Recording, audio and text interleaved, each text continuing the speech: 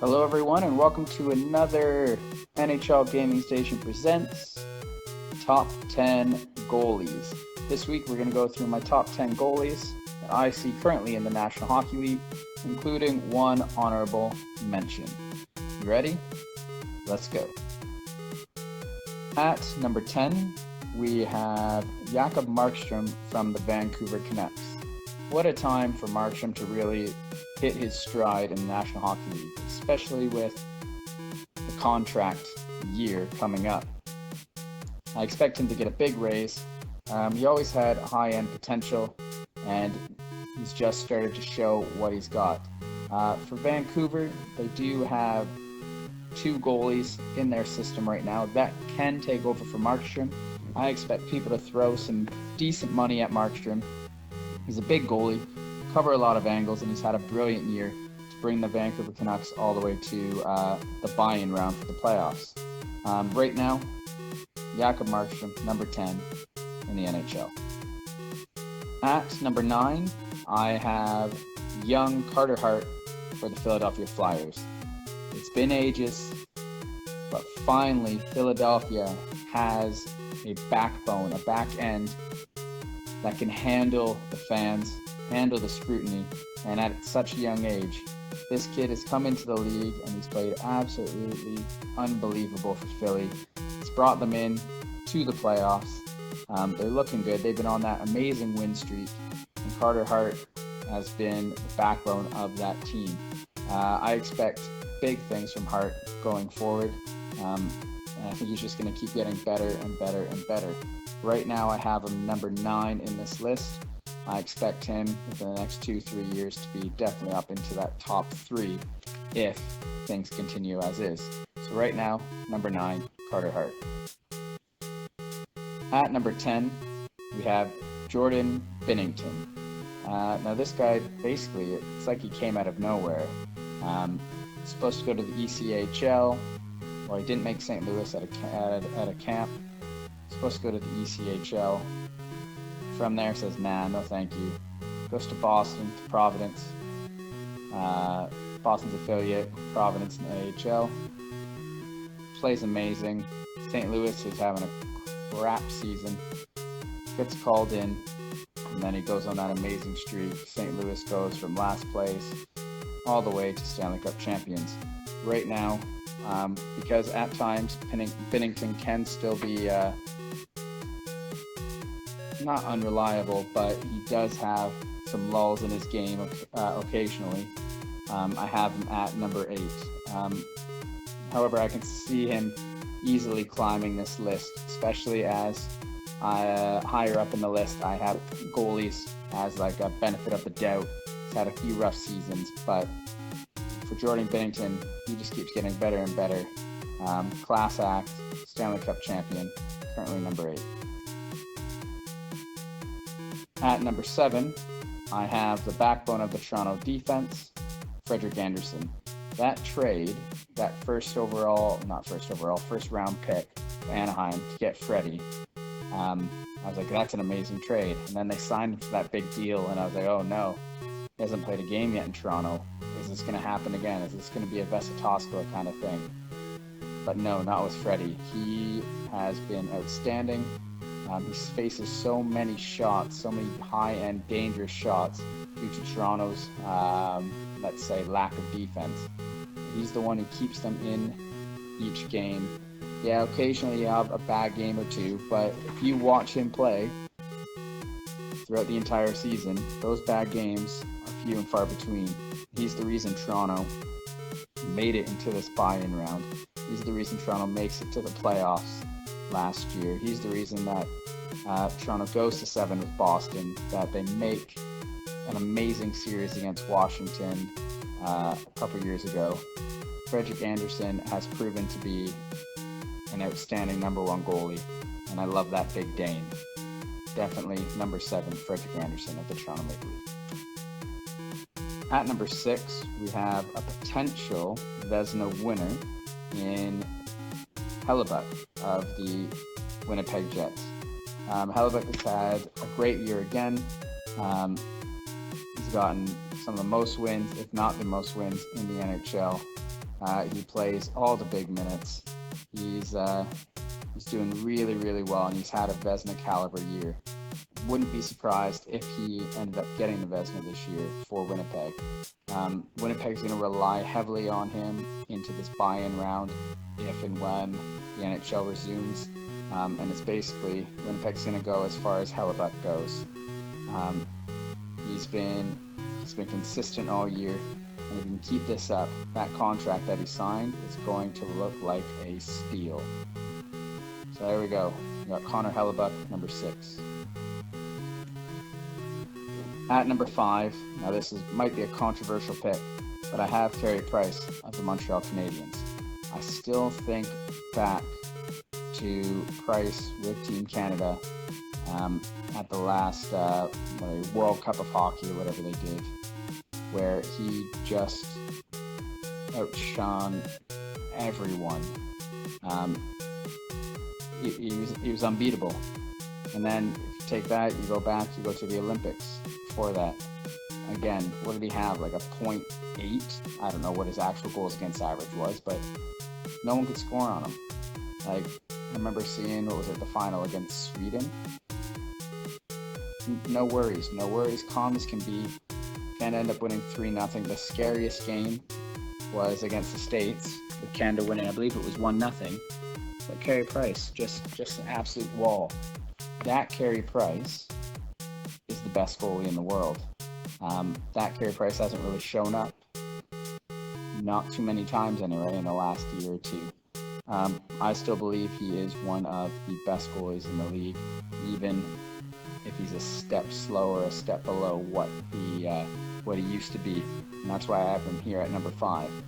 And the thing about Carey Price is he has that it factor. And if you look at this Pittsburgh series that's going to come up, it wouldn't surprise me if Carey Price steals 3 games and Montreal knocks off Pittsburgh.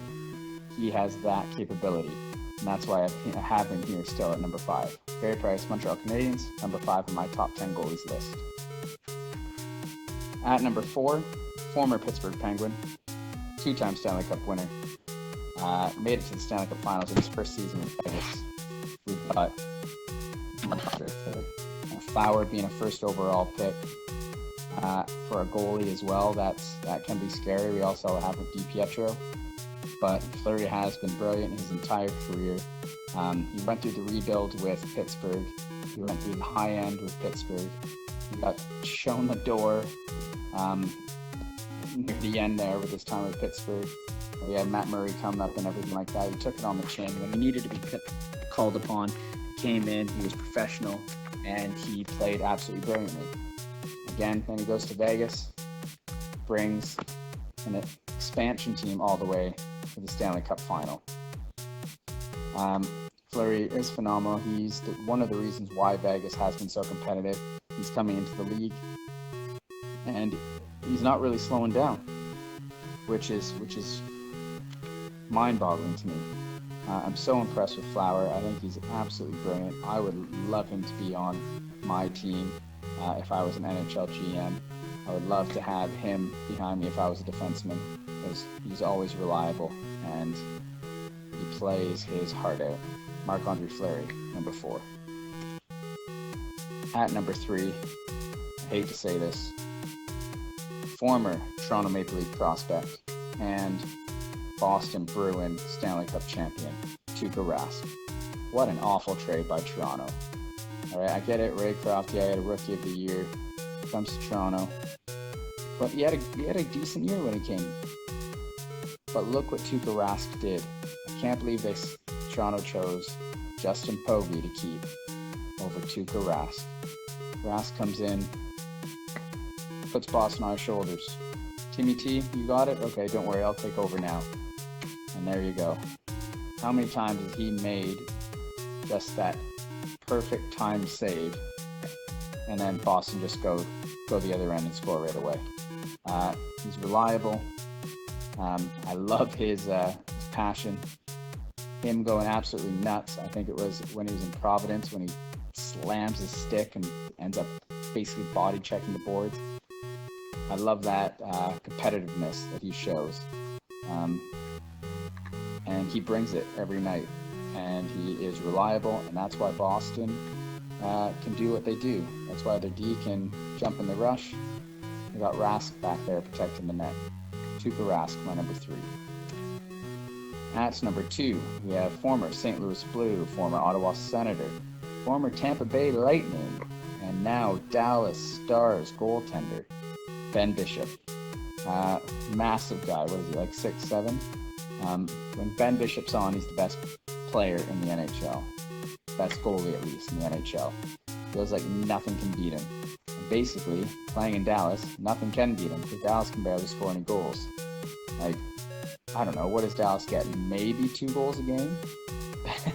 Ben Bishop has to play lights out because if he has a bad game, and when I mean bad game, gives up 3 goals, Dallas is basically screwed. How Dallas has gone this far can only really be given credit to Ben Bishop and what he brings. Now, getting Goodovin back there as secondary support was great because it gives a little bit of the weight off Bishop's shoulders. But if Dallas wants to go far in the Stanley Cup playoffs, it's up to Ben Bishop and how he plays and how he handles that pressure. And he's done it all year, and I expect him to do it going forward. Wonderful goalie, Ben Bishop. This is why I always try to get Ben Bishop in NHL. So I'm trying to get him in NHL 20. Lights out. Love him. Ben Bishop, number 2. And at number 1, we've got the big Russian Tampa Bay Lightning goalie, Andrei Vasilevskiy. His saves are ridiculous, aren't they? Some of those saves, you're like, all right. It's like he's watched Dominic Hasek's highlight reel, and Vaz is like, see if I can do better. Like, those behind the back glove saves, that shouldn't happen. He shouldn't be able to save those. But he does, and basically, he's been the number 1 in Tampa since, well, he's not that old.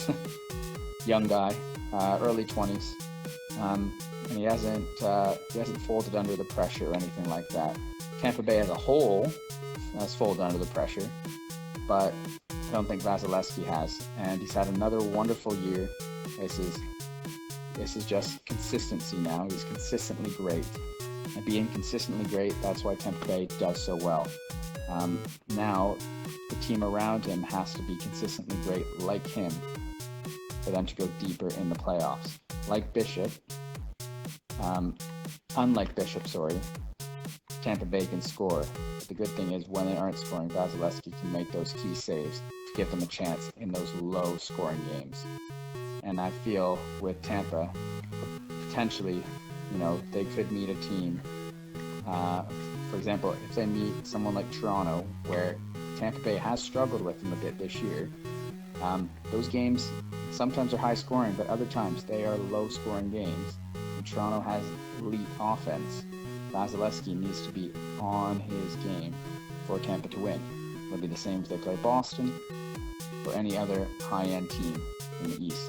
Vasilevskiy brings it every single night, and that's why he is my number 1 NHL goalie. Now, just for an honorable mention, I'd like to mention Darcy Kemper for the Arizona Coyotes. Getting Kemper, I thought, okay, cool, they just got another goalie to fill the void until they can draft someone and bring him up or make a big signing. And then he's just played amazing. Him and Raanta together is just a great duo. But as you can see, Kemper brought Arizona within that playoff reach. And I think if he comes back, he could really do some damage and surprise some teams. And Arizona can surprise some teams in this buy-in and the playoffs. So right now I've got Darcy Kemper as my honorable mention. But again, he has another year like this year, like last year. He could easily be in this top 10. All right, well, that's it. That's my list of my top 10 goalies currently in the NHL. Let me know what you think of my list, what your top 10 or who your top 10 goalies would be. Comment down below. Thank you for watching. Don't forget to like, comment, and subscribe. Thanks for watching.